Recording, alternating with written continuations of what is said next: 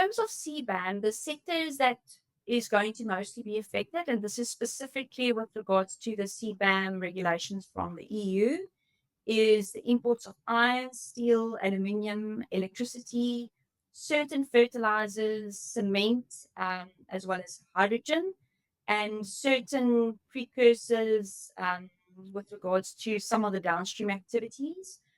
It's very much focused with regards to their phase one rollout in terms of their heavy carbon users, where the EU is vulnerable in terms of their imports. So that's sort of the first soft landing where they're encouraging these heavy carbon users in terms of some of the reporting and showing once a year with regards to how they've actually decarbonized before they start penalizing them.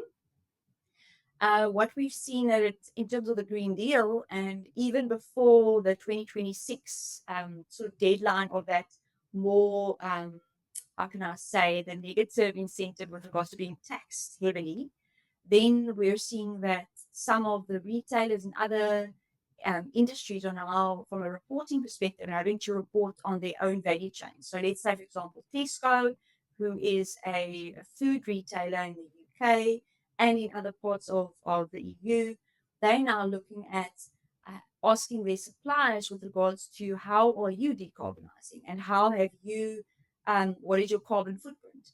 So you're seeing farmers, you're seeing or anybody, because they are this massive globalized sort of value chain, asking for their suppliers' carbon certification, carbon footprint certification. And this has resulted in other industries along the value chain having to now speed up their whole process with regards to decarbonizing and reporting.